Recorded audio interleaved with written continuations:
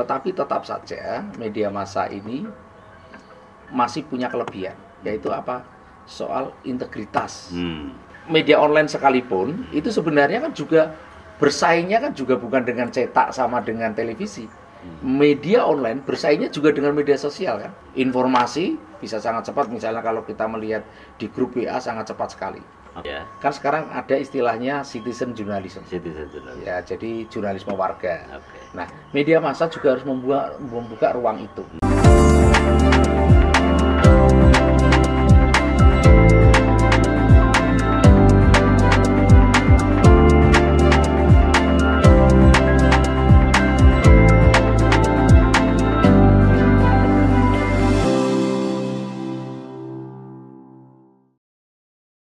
Assalamualaikum warahmatullahi wabarakatuh. Sobat, jumpa lagi dengan saya Nur Hidayat saat ini, tentu dalam Gazebo NHS.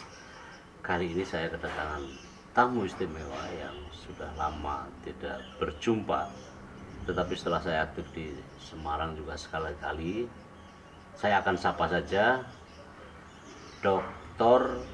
Teguh Hadi Prayetno, MM, SH, MHum. Apa kabar, Mas? Kabar baik. Kabar baik. Tadi udah benar ya? Kenapa? Dr. Teguh Hadi Prayetno, MM, MHum, MH. MH. Karena S1-nya kan nggak usah disebut langsung, Iya, terlalu panjang. terlalu panjang. Tapi memang ini luar biasa karena semangat belajarnya itu yang saya juga sebenarnya tidak nyangka juga Mas Teguh itu akan bergelut dengan sangat serius di berbagai bidang ilmu gitu ya. Iya. Ada humaniora pasti, Iya. lalu sampai kemudian ke dokter. Saya dengar juga dokter juga nggak main-main ya. Dan saya terakhir kalau nggak salah saya waktu saya balik ke Semarang, Iya.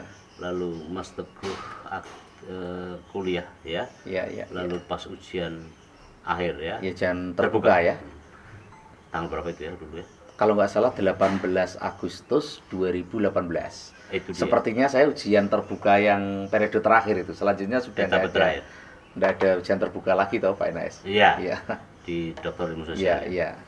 Kalau keseharian sekarang gimana, Mas? Ya masih setia sebagai wartawan. Sebagai jurnalis dan masih menjadi ketua Ikatan Jurnalis Televisi Indonesia atau IJTI Jawa Tengah. Ya. Kalau saya flashback ya kembali ke masa-masa paling kurang, kita memang punya himpitan sejarah di mahasiswa ya, sama di pers kampus. Lalu saya sangat terbantu sebenarnya dengan profesi teman-teman wartawan antara 2003, 2004 dan setelahnya itu satu diantaranya Mas Teguh. Saya terus terang aja, jika saya tanpa jenengan tidak bisa mengabarkan ya waktu itu Panwaslu, dan saya bersyukur juga akhirnya kita bisa akrab lagi di kesempatan yang agak berbeda walaupun sudah pernah kita rintis. Nah, selama rentang antara 2003 sampai 2021 ini apa kira-kira yang terjadi dalam hubungan antara saya dengan Mas Teguh yang tidak saya ketahui di Jawa Tengah ini? Iya. Apa kira-kira? Jadi saya bahagia Pak NS balik lagi ke Semarang. Kembali ke jalan yang benar. Kembali lagi ke kampus saya di ujung menjelang ujian terbuka, masih sedikit menikmati Pak NS di kampus. Sekretaris Prodi sempat menikmati. Jadi, itu masa-masa krusial Mas Teguh itu ya? Iya, krusial untuk lulus toh. Iya. Tapi saya nggak nyangka loh. Anda itu semangat sekali dalam studi. Iya. Kenapa kok mau studi gitu loh? Jadi begini. Biasanya itu kan orang di luar jurnalis begitu sering mengatakan bahwa itu kan wartawan, gitu. Misalnya atau melakukan sesuatu begitu terus, biasa wartawan. Gitu. Kalimat itu sebenarnya kan berkonotasi negatif. Nggak enak kan, itu biasa wartawan. Gitu. Nah, oleh karena itu saya harus menjadi wartawan yang tidak biasa. Nah, salah satunya bagaimana saya harus kuliah terus gitu ya, untuk satu untuk diri saya sendiri, dua untuk komunitas jurnalis, bahwa teman-teman wartawan tetap juga bisa meneruskan studi hingga doktor gitu ya. Barangkali kalau jurnalis yang ada di redaksi begitu. Ini banyak lah yang sudah doktor, S2, S3 banyak yang di redaksi. Tapi yang masih di lapangan. Nah, banjir kemarin saya masih pakai celana pendek di Kaligawi, melakukan liputan, begitu. Yang dokter sepertinya jarang. Kayaknya hanya saya ya kalau yang di lapangan. Iyalah. Itu yang mau di lapangan, yang masih di lapangan. Loh, gitu. Mas Teguh itu kalau mengejar narasumber. Tapi saya kira Mas Teguh adalah perintis jurnalisme televisi di Jawa Tengah, khususnya di Semarang ya. Itu bagaimana Mas Teguh itu ngejar narasumber? Nah itu sampai hari ini masih juga dilakukan?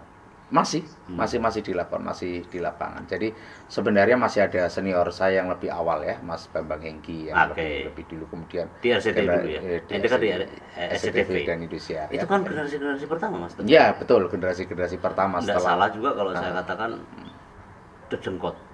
Karena kan waktu itu kan tren jurnalisme televisi kan baru. Betul, sangat baru. Ya kan dulu paling ada gabungan antara SCTV dengan RCTI. Awal-awal ya. Saya di kos-kosan di depan kos yang sering Anda. Nah itu baru. Itu kan tren itu. Iya. Dan Mas Teguh kan generasi awal itu. Iya, betul. Iya kan? Iya, betul. Nah, selama itu apa yang kemudian bisa ceritakan Mas Teguh setelah itu? Saya tinggalkan Semarang, kembali ke Jakarta ya.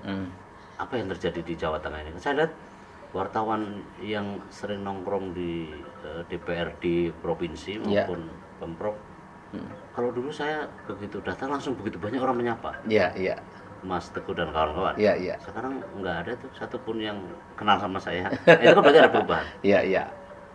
Jadi gini, beberapa teman yang masih di lapangan yang di atas saya atau segenerasi sebenarnya masih banyak juga, tapi dengan adanya media baru online ini, sehingga banyak sekali wartawan-wartawan baru yang memang dia sangat baru sekali, tidak pernah tahu reputasi Pak NAS, bagaimana dulu menjadi ketua Bawaslu di Jawa Tengah, begitu, berkantor di mana di veteran ya, satu atap dengan KPU begitu, bagaimana berdarah-darah seperti itu kan dinamikanya. Adik-adik wartawan itu tidak ada yang kenal gitu loh, dan ini generasi yang sangat amat baru. Bahkan mereka saya lihat kan ketika reformasi 98 banyak yang belum jadi wartawan juga, sehingga tidak tahu perkembangan siapa Pak NAS ketika hadir atau tulang di mana di provinsi. Itu kan berarti juga ada proses regenerasi wartawan. Tapi yang bertahan lama, kalau Mas Teguh ini kan mendedikasikan secara totally gitu ya di dunia jurnalistik, wabil khusus jurnalistik televisi. Iya. Hal yang sekarang juga mengalami perubahan. Betul. Nah, bagaimana Mas Teguh menggambarkan perubahan ini? Dalam arti bahwa generasi juga sudah berubah. Ya, betul. Yang bertahan saya tidak tahu apakah lebih sedikit atau lebih banyak, tapi yang jelas ada perubahan dari televisi, dari media cetak, ngetren televisi, lalu sekarang ada online. Nanti kita akan diskusikan online secara khusus. Nah, sebenarnya apa yang terjadi di Jawa Tengah terkait dengan jurnalistik ini? Yang Mas Teguh lihat, yang Mas Teguh alami. Ya, sebenarnya perubahan itu pasti ada ya. Jadi perubahan itu pasti ada. Perubahan yang paling mendasar itu adalah tidak lagi seperti pada masa-masa zaman saya. Itu ya. Jadi perubahan yang mendasar itu tidak seperti pada masa zaman saya. Jadi sekarang banyak televisi lokal pun juga banyak. Nah, tentu yang paling dirasakan adalah sebenarnya tidak enak kalau disampaikan. Mesti keluhannya adalah soal ini tingkat kesejahteraan, gitu ya. Jadi tingkat kesejahteraan memang jauh lebih bagus dulu kan, gitu. Dengan adanya banyak media-media ini kan kemudian berubah, gitu. Jadi keluhannya itu di kawan-kawan para jurnalis, gitu loh. Karena memang eranya sudah berubah, gitu. Generasi juga sudah yang datang dan pergi silih berganti. Tapi khusus untuk televisi sebenarnya sampai hari ini tidak terlalu apa terdampak. Ya terdampak ada, tapi tidak terlalu terdampak sekali. Yang paling bisa dirasakan kan cetak. Ya, cetak banyak yang sudah tidak terbit lagi, ada juga yang mulai halaman di Jawa Tengah yang sudah tidak ada. Tipis. Itu ya tipis, kemudian dan sebagainya. Jadi makin besar, yang paling, makin kecil, tipis. Ya, yang paling dirasakan itu, ya. Karena ada media-media yang baru. Gitu. Tapi kalau kami teman-teman televisi sebenarnya perubahan ada, tetapi tidak drastis. Cetak. Tapi saya salut ya dedikasi Mas Teguh di soal itu ya, karena tidak gampang untuk berubah. Dan konsistensi itu yang kadang-kadang orang tidak ada atau kurang sabar. Karena saya lihat, kalau saya ikuti sejak kita aktif di media mahasiswa, pers mahasiswa, Mas Teguh ini kan tetap konsisten di pers. Iya. Jadi kalau saya menyangka kalau Mas Teguh dadanya itu dibuka, tetap jurnalistik tulisannya di. Iya. Kenapa Anda bertahan di situ? Sampai-sampai saya menyampaikan begini dalam bahasa yang kelakar. Seandainya saya punya 2 gunung emas, gitu, saya tidak akan meninggalkan dunia jurnalistik.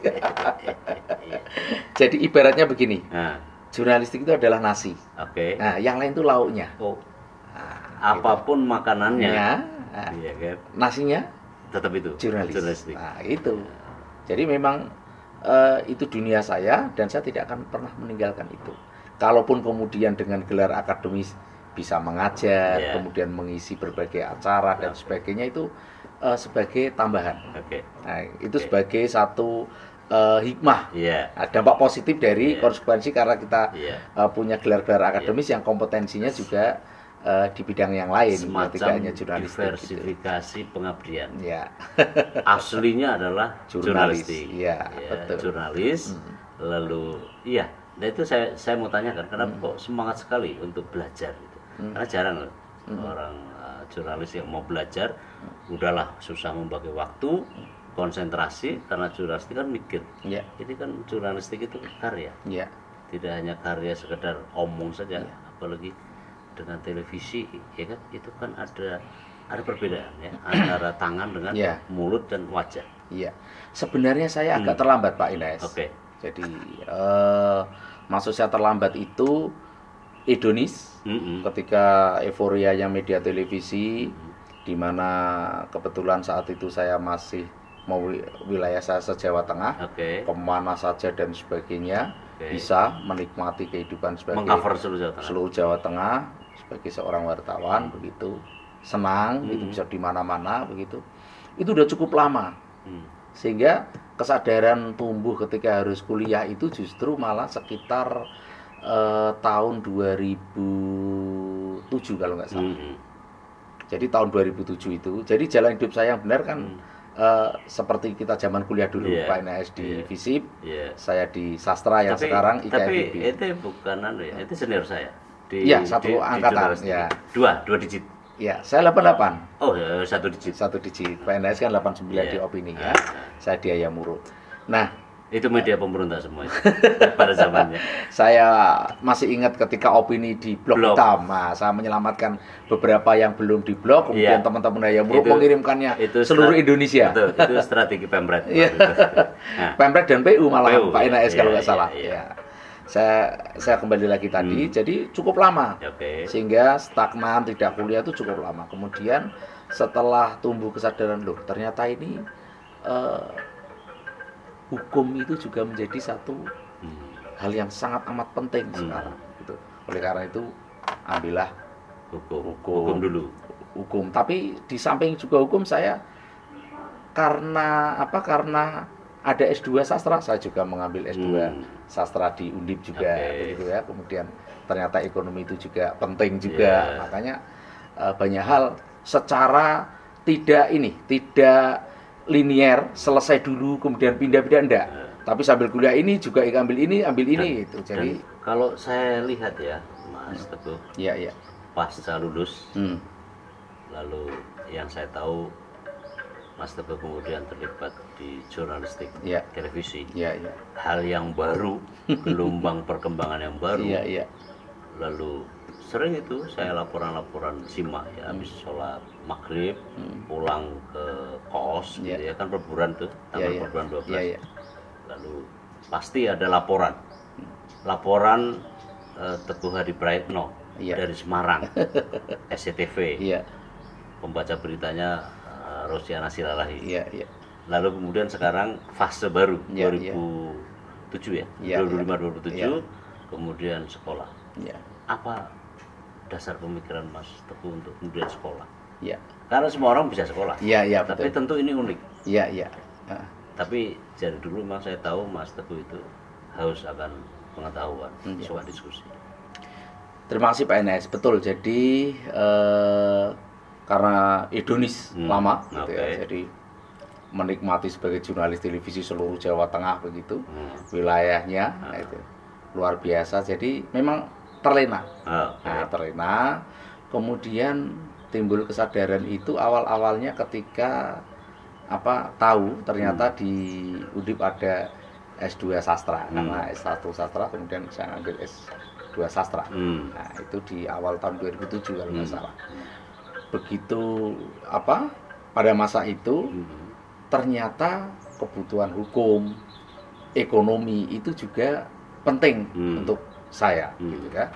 Menunjang profesi. Menunjang profesi bisa sekaligus meningkatkan kualitas diri. Nah, kemudian kapasitas diri. Ya. Oleh karena itu saya terus kemudian berpikir, kenapa saya harus mengambil kuliah ini saja, kenapa tidak juga yang lain. Akhirnya saya mengambil kuliah-kuliah yang lain juga gitu. Jadi memang bukan kemudian setelah lulus kemudian melanjutkan sekolah, tidak, tapi menikmati lama sebagai jurnalis begitu, nikmat. Itu baru kesadarannya semacam fase baru. Fase baru. Ngejar ketertinggalan itu saya lakukan gitu untuk. Padahal kan kalau di jurnalistik kan tetap dipaksa untuk paham. Kan enggak perlu belajar. Ya, dan tidak semua orang memilih belajar. Iya, jadi sebenarnya saya mau menyampaikannya nggak enak sebenarnya Pak Enes. Apa tuh? Yang sebenarnya mau saya sampaikan, tapi setelah sejenak saya pikir ini ternyata harus saya sampaikan. Jadi memang ini mohon maaf ya. Mohon maaf sekali lagi mohon maaf. Jadi ini nggak boleh dipotong ini karena saya mohon maaf. Oke.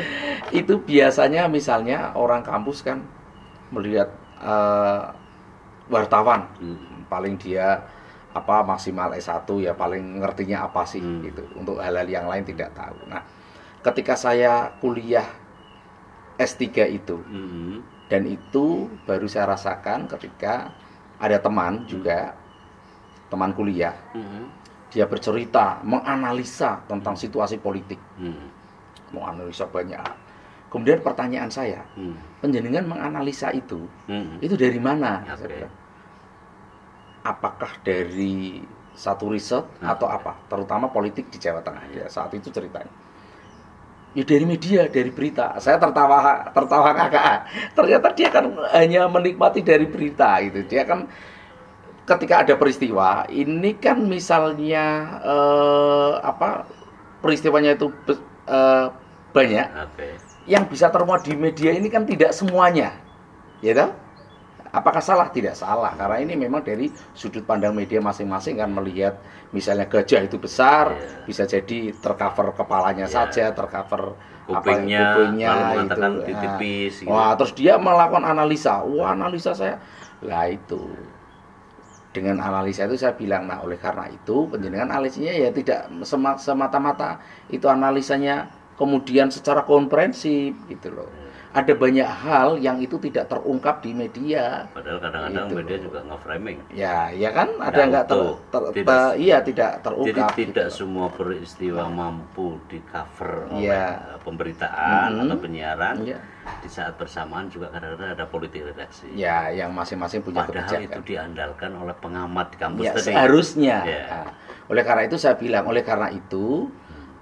saya bisa seperti jenengan menjadi akademisi, tapi jenengan tidak bisa seperti saya sebagai jurnalis. Betul. Nah, itulah yang kemudian membuat saya semakin pilihan saya ini tidak salah gitu loh. Kalau saya mengambil kuliah lagi tidak salah, karena ada banyak amatan-amatan yang sebenarnya itu hanya muncul dari pemberitaan media.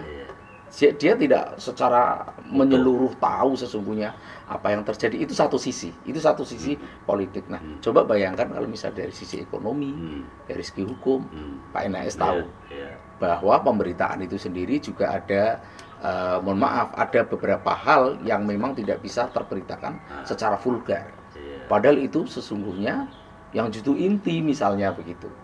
Padahal tadi pengamat tadi mendasarkan itu, sama sekali informasi yang ada yang jenengan bikin. Kata begitu, kurang lebihnya kawan-kawan. Kan? Berarti kan kadang-kadang bisa sampah juga loh. Bisa juga amatannya siapa? Mohon maaf sekali lagi saya sampaikan. Banget. Saya sampaikan begini. Saya sampaikan begini. Pendidikan jadi pengamat itu kan yang menjadikan kan kita. Iya. Saya bilang, saya beri caption pengamat politik gitu. Lah misalnya kalau penjenengan tidak saya wawancarai, tidak saya tulis jadi pengamat politik, nggak jadi pengamat politik, pengamat ekonomi. Ini kan media yang membuat Anda menjadi pengamat ekonomi. Kalau misalnya tidak dilabeli itu kan nggak jadi pengamat. Nggak jadi apa-apa. Siapa yang dengan orang di kampung? Jadi yang kurang ajar kan jurnalistik, jurnalis kan. Jadi dia ngerjain juga sama pengamat. Sedangkan pengamatnya merasa sudah segala-galanya. Padahal kan ente aja yang kurang aja. Sebenarnya kan masalahnya kan di ente sebenarnya. Kan banyak ini ya, dia kan mengamati loh. Oleh karena itu saya sampaikan, mengamatinya jangan semata-mata itu. Gitu. Maka pertanyaan ente tadi kan dengan pengamatan itu kan Anda dipasok informasi oleh dari kami kan begitu? Atau yang kedua ini yang bagus dari riset. Iya kan? Iya. Nah itu kemudian kan loh kalau begitu kan bias, kemudian dijadikan bahan. Ibarat dokter, saya dokter. Pasien datang ke saya atau informasi. Bahasanya itu gini, ketika kami masuk misalnya wah ternyata perkembangannya begini cerita di dalam kelas misalnya, wah ternyata dari mana baca media tadi pagi kan, oh iya. Padahal tadi pemberitaan atau penyiaran pun melalui proses yang tidak seluruhnya bisa terberitakan lapangan. Tidak semuanya terberitakan gitu kan. Jadi ada beberapa hal. Jadi memang yang kurang ajar kan jurnalis. Kalau begitu. Nah, itu Anda sekarang mau balik jadi pengamat. Mau masuk ke wilayah. Saya tidak harus jadi pengamat, tetapi kami tahu ini loh bahwa jurnalis itu kami juga paham tentang banyak hal yang sebenarnya tidak mungkin akan dijangkau. Tidak mungkin akan terberitakan semuanya. Nah, dalam konteks misalnya di luar panggung podcast yang dahsyat ini, tentu saya akan banyak bercerita. Tetapi kan, mohon maaf, ini pemirsa podcast ada banyak hal yang tidak mungkin saya ceritakan. Tapi kan begini, para sobat. Jadi kan artinya begini, Pak Teguh, Mas Teguh bisa menengok kami. Iya. Kami tidak bisa menengok dia. Padahal sumber informasi yang dia olah, yang dia bikin, yang dia produk, itu tadi sudah disampaikan kan. Kalau istilah saya cekak banget. Iya, betul. Tetapi orang pengamat bangga, apalagi akademisi yang bangga karena pasokan itu. Iya. Kalau begitu kan sebenarnya dia membuka banyak aib terhadap apa yang selama ini dilakukan oleh pengamat. Nah, karena itu pengamat, tolong ingat bahwa Anda adalah kadang-kadang sampah dalam cara melihat gitu ya. Jadi kalau dokter ini, ya kan, aku dokter, Mas Teguh itu adalah pasien. Kan saya memutuskan berdasarkan informasi keluar dari pasien, lalu saya membuat diagnosis, lalu treatment apa, obat apa, lalu resep saya bikin. Nah kan dari Anda. Berarti yang bikin masalah berarti Anda. Jadi yang bikin masalah sebenarnya yang mengamati tetapi tidak komprehensi. Harusnya itu menjadi salah satu saja, gitu kan? Satu hal masih banyak hal lain yang soal riset tadi. Masih harus riset atau barangkali perlu juga dia melihat atau melakukan wawancara yang tidak mesti harus sebuah riset yang sangat komprehensif sekali, tetapi dari sumber-sumber pertama gitu kan. Tapi saya merasa sebagai satu orang akademis merasa tersinggung sebenarnya dengan dibuka sampai ini. Tapi nggak apa-apa. Ini introspeksi juga bagi dunia kampus yang merasa shock gitu ya. Padahal di mata Mas Teguh ini olahannya kan cuma acak-acak aja gitu loh. Dan ini sekalian saya mau menyampaikan juga di podcast yang sangat luar biasa menurut saya. Saya ikut menjadi pemirsanya loh Pak Inas. Ya, untuk tamu-tamu yang lain saya juga sering mengikuti. Undang-Undang Pers nomor 40 tahun 99 itu kan menyebutkan fungsi pers itu kan satu sebagai media hiburan, media informasi, kemudian media pendidikan, yang terakhir adalah kritik sosial. Jadi bunyi undang-undang itu begitu. Nah, bunyi undang-undangnya begitu. Kritik sosial. Nah, oleh karena itu dalam kesempatan yang sangat luar biasa ini kami bisa melakukan kritik sosial. Oke.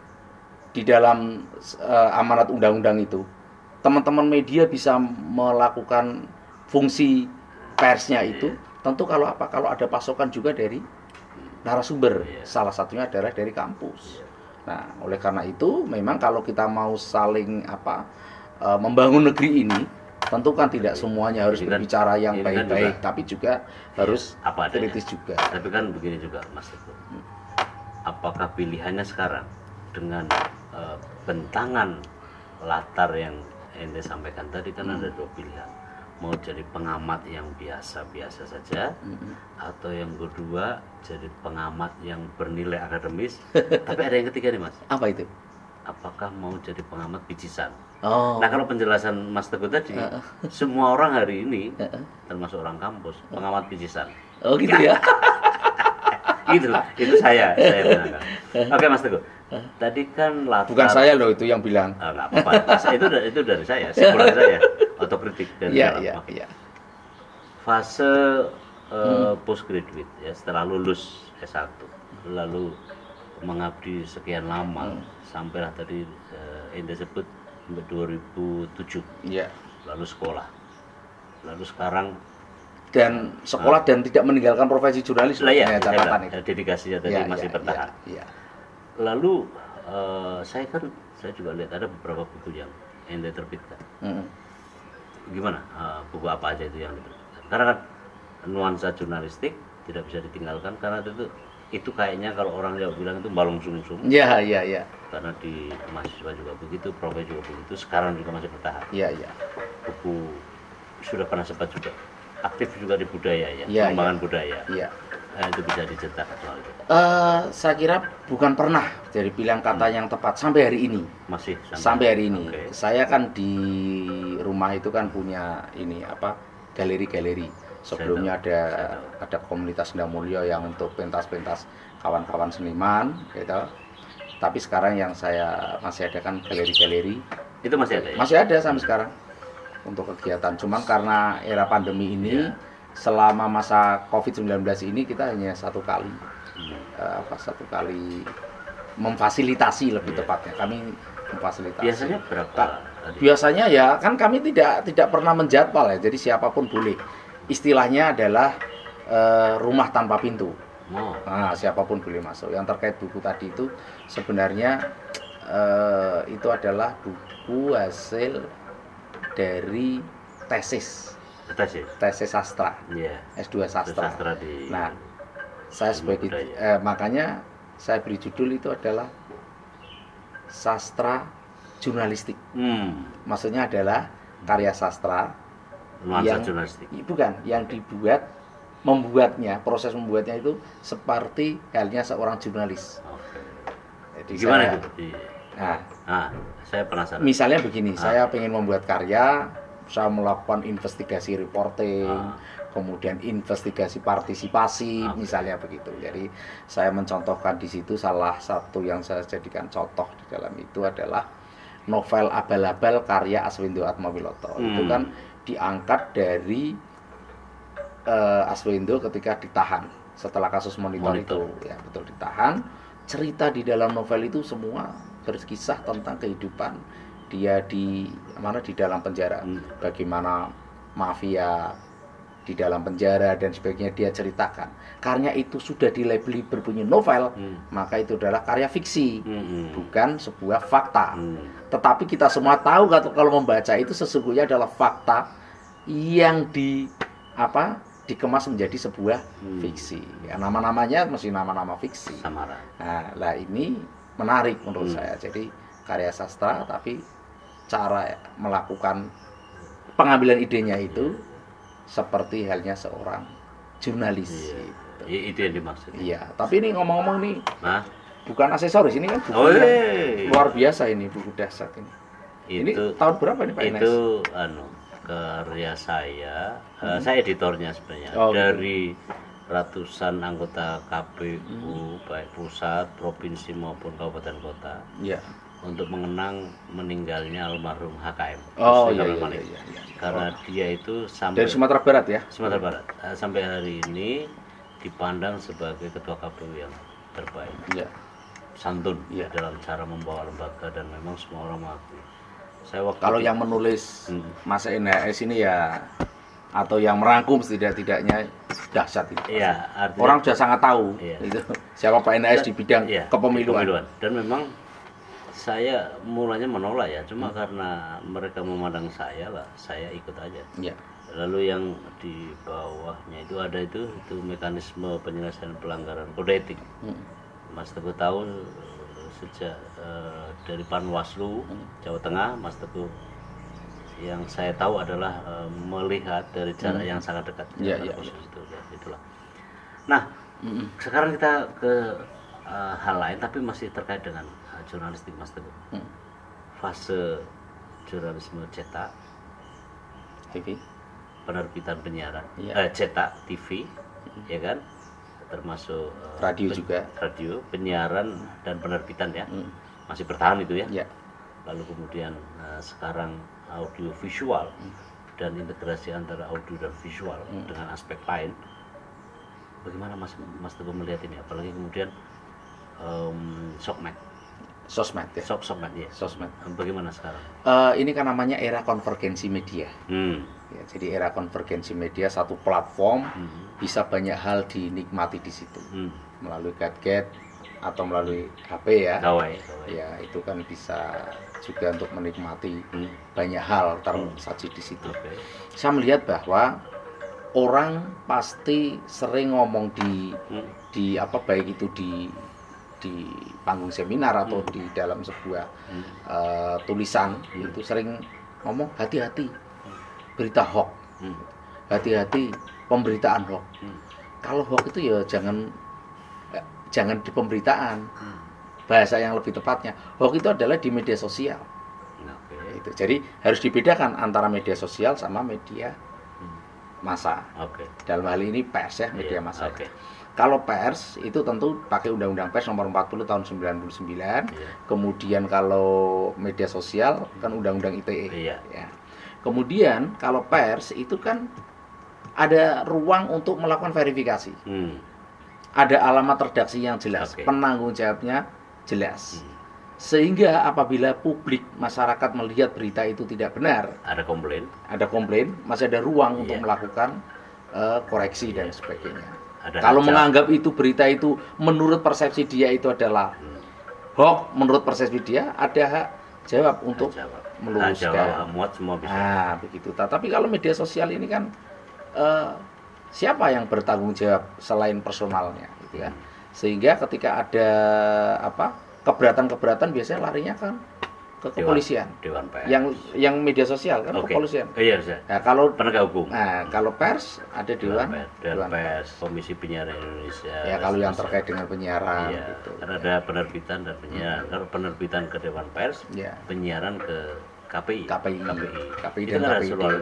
Sedangkan yang sekarang sosmed nggak bisa kan. Nah, jadi tetap saja ini kan ibaratnya sunatullah, sesuatu yang tidak bisa dihindarkan, hukum alam semua akan bergeser.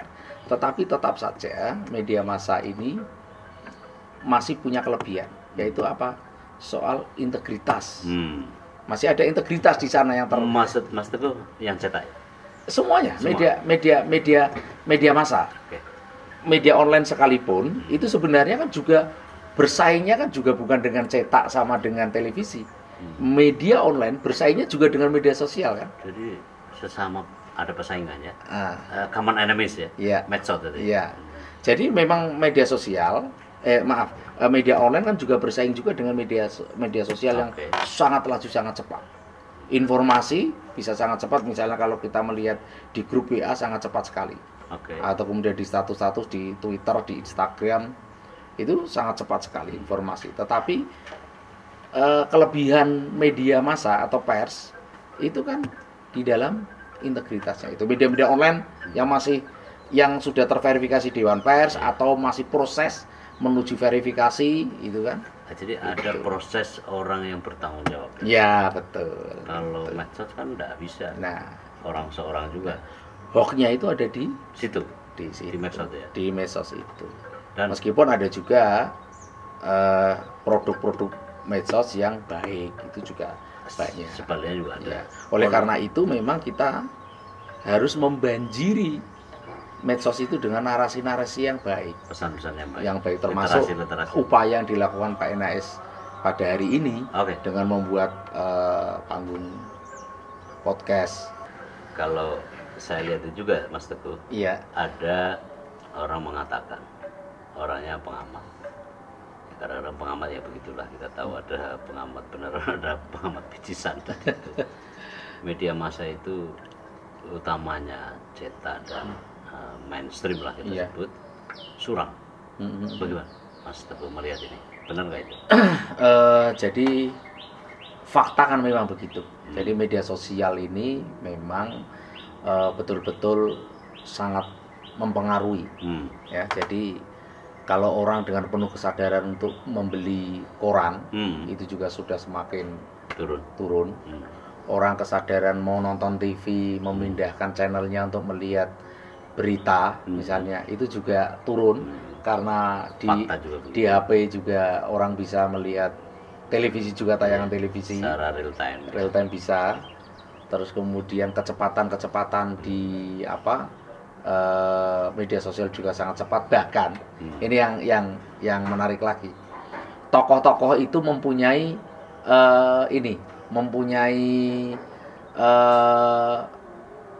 akun Instagram pribadi. Akun Twitter pribadi. Dia men-tweet di situ, menulis, sehingga terkadang orang lebih melihat apa yang akan diomongkan si tokoh ini. Lalu baru diberitakan. Nah, berita kan sudah diolah tuh. Terutama online. Tapi orang akan melihat langsung. Bahkan kita kan menjadi followernya. Jadi menjadi followernya si tokoh-tokoh yang jutaan orang yang punya follower besar. Influencernya. Tetap juga media sosial tetap berdampak pada media massa. Kalau bicara dampak, tentu kan dari aspek ekonomi ya. Paling enggak kue iklannya menjadi berkurang. Oleh karena itu ya memang media sosial tidak bisa dihindari. Sehingga media massa harus juga memiliki akun official yang juga harus dipelihara dan dikelola dengan baik. Sehingga setelah diproduksi di media mainstream, di media massa, juga harus diunggah di media sosial misalnya. Media sosial juga harus dirawat, dikelola dengan sungguh-sungguh. Nah, ini akan menjadi luar biasa, konvergensinya menjadi sangat bagus. Jadi itu saya kira. Dan kemudian jumlah orang yang bekerja di media massa kan semakin sedikit, menyusut apa? Karena satu orang bisa mengerjakan banyak hal. Gitu. Jadi ya tetap ada dampaknya Pak Inas. Ada satu yang lupa ini. Saya ini mau baca-baca buku ini nanti. Saya pinjam ya nanti ya. Silakan aja. Mumpung ingat. Ini gazebo-nya Pak Inas ini dahsyat loh ini. Kalau siang begini kena matahari hangat. Dan ya ini banyak tamu dari itu Mas. Tokoh-tokoh pemilu terutama sudah pernah duduk di situ. Rasanya kalau tadi aja ada tamu dari Sumatera, saya tidak sebut namanya, mantan dan aktif KPU. Semalam juga ada mantan Bawaslu. Jadi pokoknya orang mau daftar KPU Bawaslu ada di sini. Padahal tidak ada hubungan sama sekali dengan urusan apa. Ya memang Mas Teguh tahu, dari sinilah saya menghasilkan banyak karya. Kantor itu dari sini. Soalnya sepele saja, karena tidak mungkin saya sepenuhnya pas-plus di dalam, harus di sini. Tapi saya lihat rumahnya Mas Teguh juga nyaman, aku lihat. Ada tadi galeri. Saya tadi soal galeri ya. Kan juga temu sastra. Kawan-kawan sekarang masih menggunakan panggung itu untuk berkegiatan. Dulu pernah almarhum Agus Dewa pernah membuat pameran puisi. Jadi puisi dipamerkan, bukan sekedar dibaca. Kalau baca puisi biasa, tapi pameran puisi. Jadi puisi diperlakukan sebagai sebuah karya seni. Etalase tulisan puisinya itu dibikin di bingkai bagus, itu dipamerkan. Itu masih banyak di sana. Itu pengunjung juga ada. Kalau pengunjung nggak begitu sih. Karena COVID ini. Tapi kalau itu lebih pada kegiatan di komunitas-komunitas seni aja. Mas Teguh merawat itu ya. Nah, kembali ke soal tadi Mas. Kalau dulu kita tahu ada media di Jawa Tengah ini. Pagi terjadi, sore tersaji. Media kan Mas Teguh sampaikan harus mampu berevolusi. Atau istilah saya beradaptasi. Iya.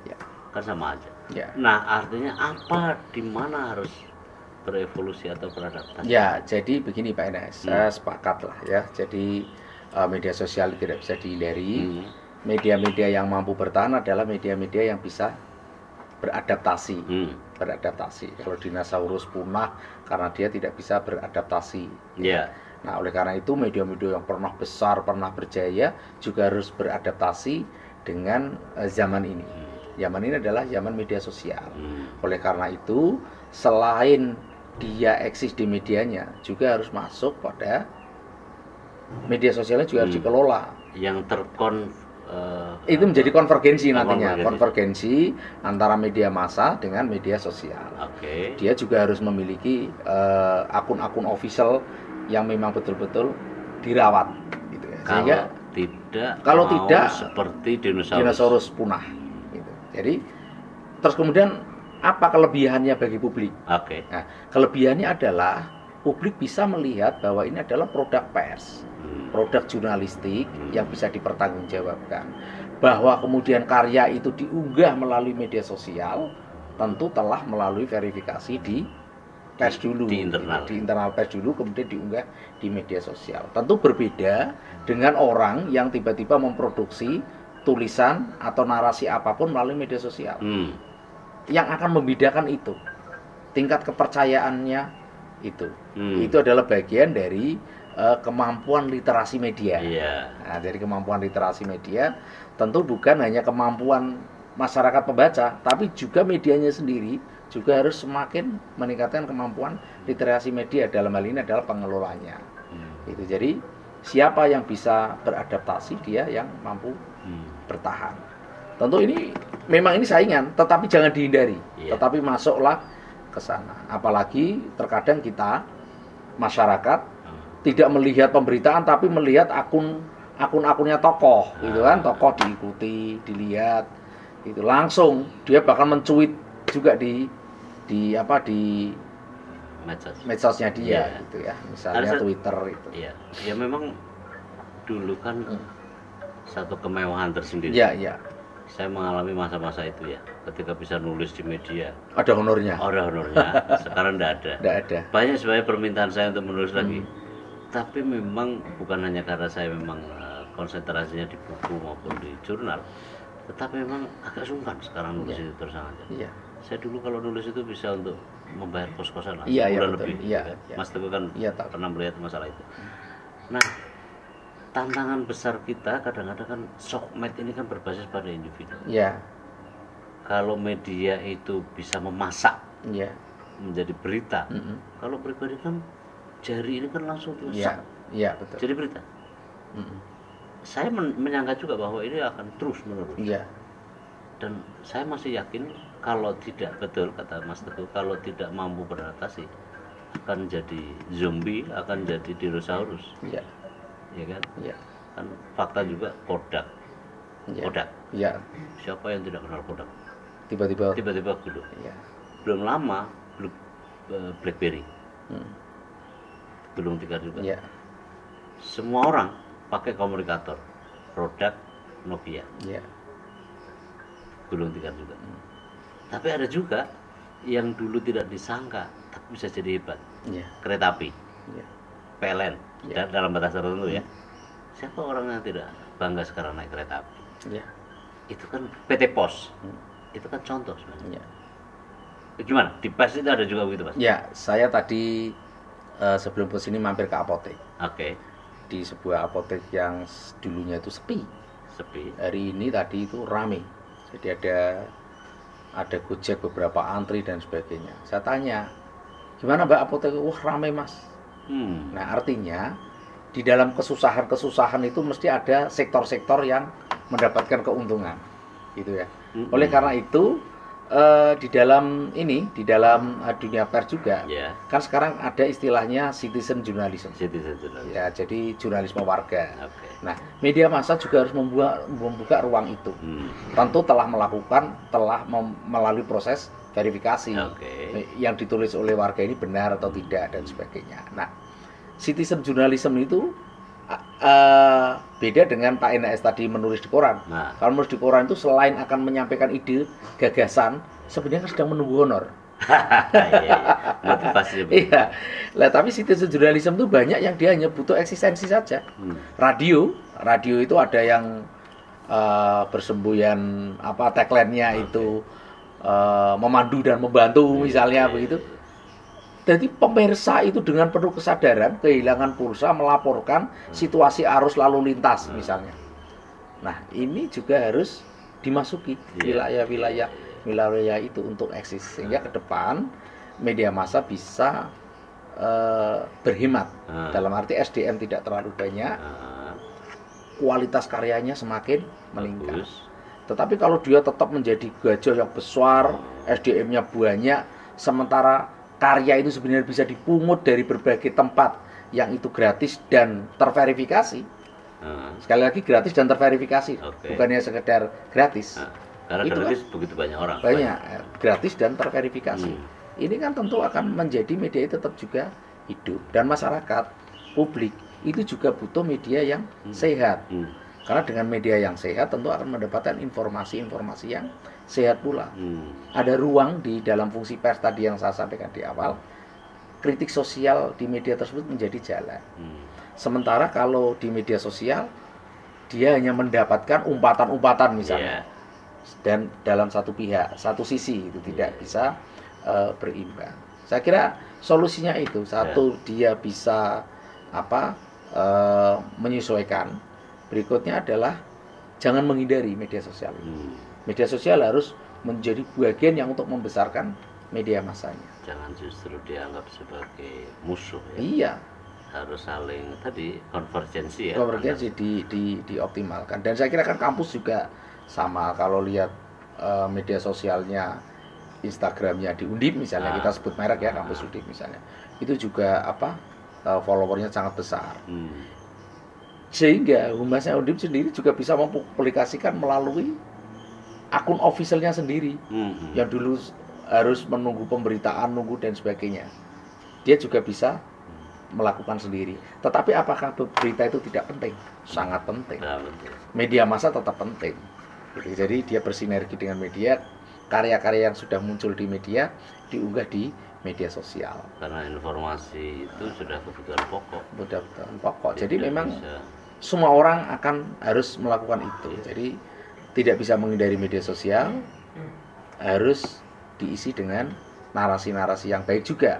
Itu juga untuk catatan personal. Karena orang itu ketika dilihat, itu mesti jejak digitalnya. Siapa sih orang ini? Dicari.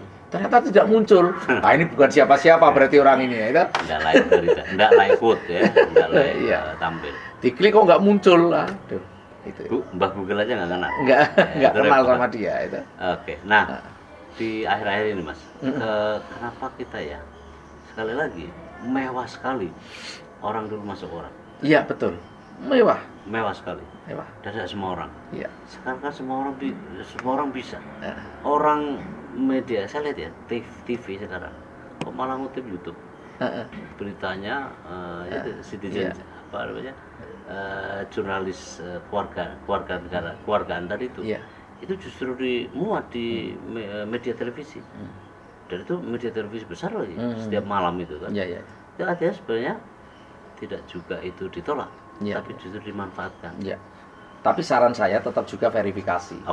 Harus verifikasi. Jadi tidak harus semata-mata itu. Taruhlah salah seorang menteri melalui akun officialnya dia menulis di media sosial.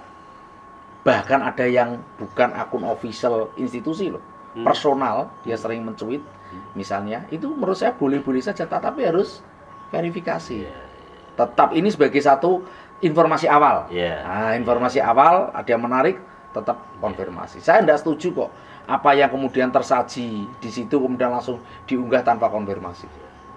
Itu tidak ada bedanya nanti dengan media sosial.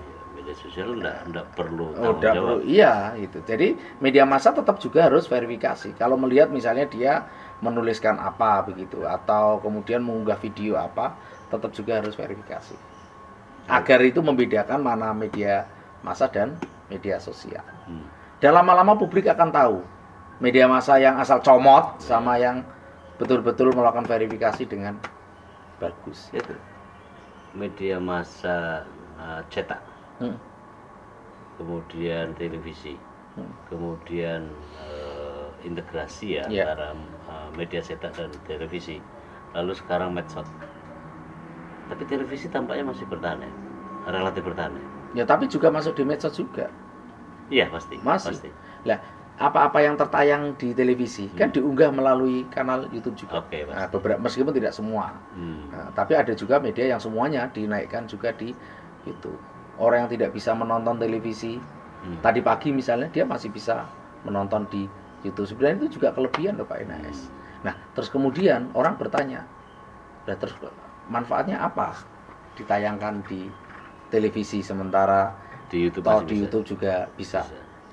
Itulah pentingnya media massa di situ. Verifikasi, telah melalui verifikasi, itu produk jurnalistik, bukan sekedar produk media sosial gitu. Media sosial itu menjadi satu sarana untuk memperluas jangkauan. Betul, mengekstensi terhadap kemungkinan orang membaca, menonton, memirsa ya. Saya kira itu Mas Teguh. Thank you banget atas kedatangan ini. Matur nuwun, terima kasih. Sekali lama kita jadwalkan tapi baru kesampaian sekarang. Karena rupanya sibuk sekali ya. Iya. Oke. Sobat, kita akan sua lagi. Sampai jumpa pada kesempatan berikutnya. Assalamualaikum warahmatullahi wabarakatuh.